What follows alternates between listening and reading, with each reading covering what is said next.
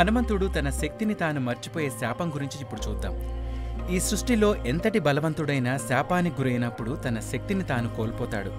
తిరిగి ఎవరో ఒకరు ఆ శక్తిని మనలో దాగి ఉందని చెప్తే గాని మనం తెలుసుకోలేం.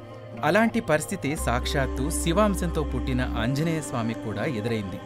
శ్రీరాముడికి అత్యంత భక్తుడుగా లోకానికి తెలిసిన ఆంజనేయ స్వామి బాల్యం, చిన్నతనంలోనే అతనికి తగిలిన శాపం గురించి తెలుసుకుందాం.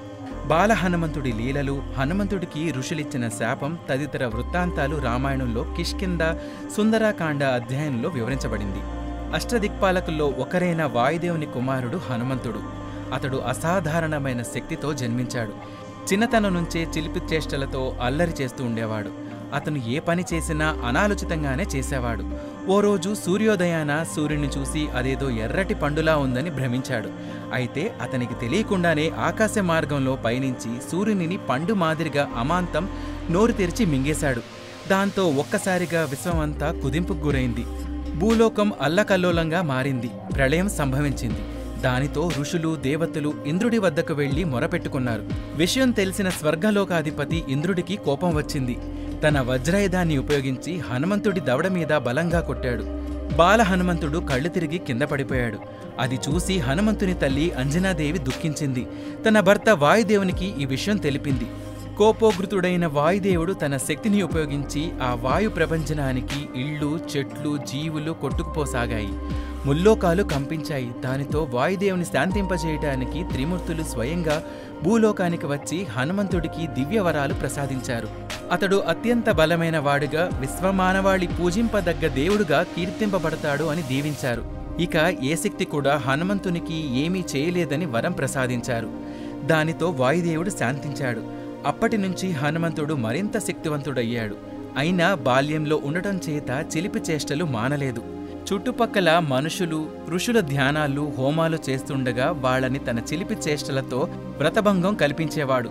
రాను రాను బాల హనుమంతుడు ఆగడాలు మితిమీరడంతో ఆగ్రహించిన మునిశ్రేష్ఠులు చిరాకు పడసాగారు. దానితో వారు హనుమంతుడికి ఏ బలం చూసుకొని హనుమంతుడు ఇలా విర్రవీగుతున్నాడో అతని శక్తి మర్చిపోయేలా శపించారు.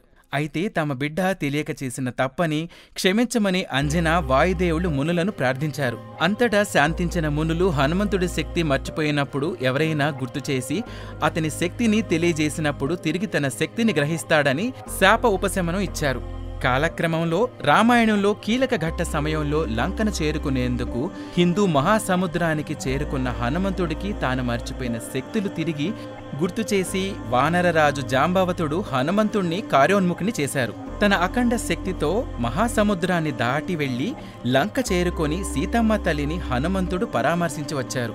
ఆ తర్వాత జరిగిన కథ తెలిసిందే. అయితే హనుమంతుడి శాపం ఇతివృత్తాంతం ద్వారా మనకు ఓ విషయం బోధపడుతుంది.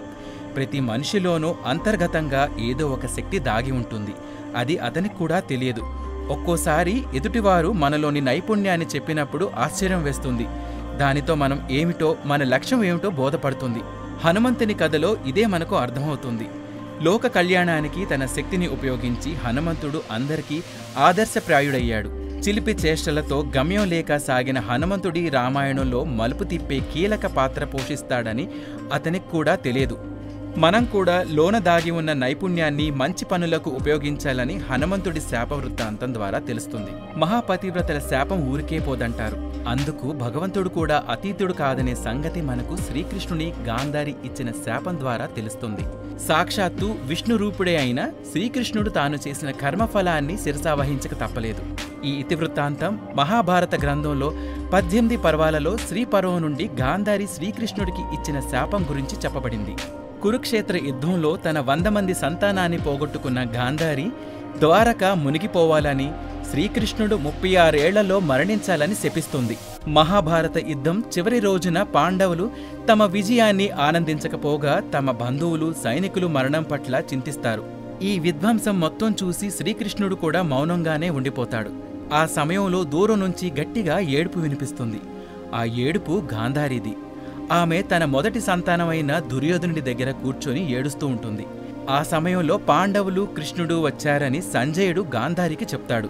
గాంధారి కోపంగా శ్రీకృష్ణుణ్ణి చూస్తూ, నేను నిత్యం పూజించే శ్రీ మహావిష్ణువు అయినా నువ్వు ఈ విధ్వంసాన్ని ఆపలేకపోయావని నిందిస్తుంది. విష్ణు రూపమే అయినా నీకు సాధ్యమైనా కూడా ఆ పని చేయలేకపోయావని విలపిస్తుంది. నీ తల్లి దేవకిని అడుగు, బిడ్డపోయిన బాధేంటో తెలుస్తుంది. 7 పిల్లలు పుట్టిన వెంటనే ఆమె వారిని కోల్పోయింది. నేను నా 9 కొడుకులను కోల్పోయానని ఆమె శోకిస్తుంది. గాంధారి మాటలు విన్న శ్రీకృష్ణుడు ఓ చిరునవ్వు నవ్వి, ఇదంతా జరుగుతుందని ముందే దుర్యోధనుడికి మిగతా కౌరవులకు కూడా చెప్పానని అంటాడు. అప్పటికి ఆగ్రహం చల్లారని గాంధారి, నా విష్ణుభక్తి నిజమైతే, నా పతిభక్తిలో ఎలాంటి లోపం లేకపోతే ఈ రోజు నుంచి 36 ఏళ్లలో శ్రీకృష్ణుడు మరణిస్తాడని శపిస్తుంది. అంతేకాదు, యాదవులు కూడా ఒకరినొకరు కొట్టుకుని చస్తారని, ద్వారక నీట మునుగుతుందని శపిస్తుంది.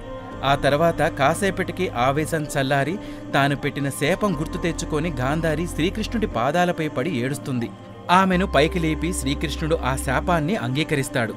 ఆ తర్వాత 36 ఏళ్లు శ్రీకృష్ణుడు సత్యభామ రుక్మిణితో సంతోషంగా జీవిస్తాడు.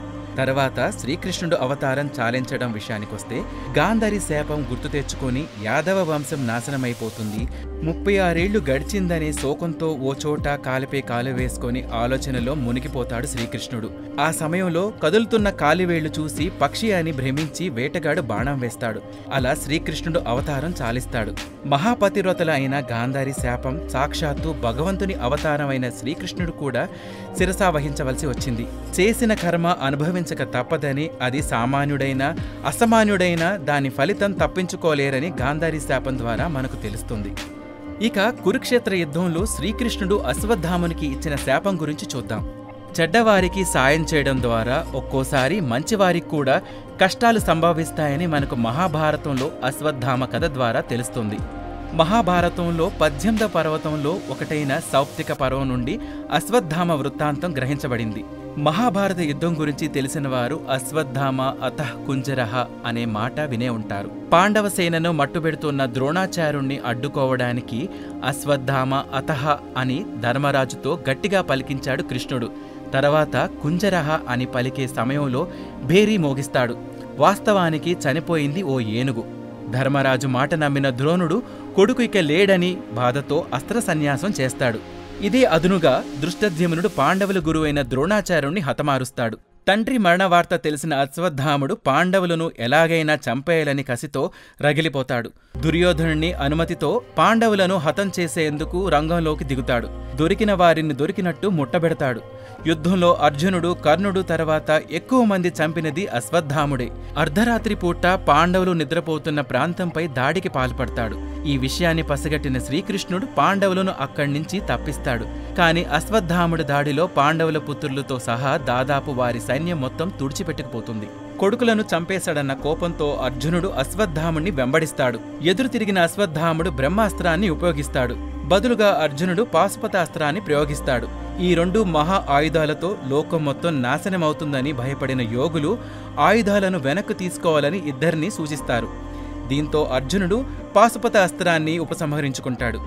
కాని అశ్వత్థాముడు మాత్రం ఒకేసారి ప్రయోగించే వీలున్న బ్రహ్మాస్త్రాన్ని అర్జునుడు కోడలైన ఉత్తర గర్భంలో పెరుగుతున్న పరీక్షితుడిపై మళ్లిస్తాడు. బ్రహ్మాస్త్రం దెబ్బకి పరీక్షితుడు తీవ్రంగా గాయపడతాడు. దీనితో శ్రీకృష్ణుడు కుష్ఠివ్యాధితో 3000 ఏళ్లపాటు ఒంటరిగా బతకమని అశ్వత్థాముణ్ణి శపిస్తాడు. శ్రీకృష్ణుడి శాపం వల్ల ముఖం నుంచి చీము, నెత్తురు కారుతున్న స్థితిలో మానని గాయాలతో అశ్వత్థాముడు ఇప్పటికీ బతికే ఉన్నాడని అంటారు. అశ్వత్థాముని శపించే ముందు శ్రీకృష్ణుడు అతడి నుదుట ఉన్న మణిని తీసివేసుకుంటాడు. ఆ మణి అతడితో ఉన్నంత వరకు ఏ ఆయుధం వల్ల కానీ, దేవతలు, నాగుల వల్ల కానీ అతడికి ఎలాంటి భయం ఉండదు. ఆకలి దప్పికలు ఉండవు. అశ్వత్థామ ఇప్పటికీ బతికే ఉన్నాడని ఉత్తరాదిన చాలామంది బలంగా నమ్ముతారు. వాస్తవానికి అశ్వత్థామన్కు చిరంజీవిగా బతికే వరం ఉన్నప్పటికీ తన శక్తులను చెడును ప్రోత్సహించే వారికి ఉపయోగించడం వలన జీవితాంతం కుష్ఠురోగిగా బతకవలసిన అగత్యం ఏర్పడింది. చిరాయుగా జీవితకాలం అశ్వత్థాముడు శ్రీకృష్ణుడి శాపం వలన నరకయాతన అనుభవించవలసి వచ్చింది.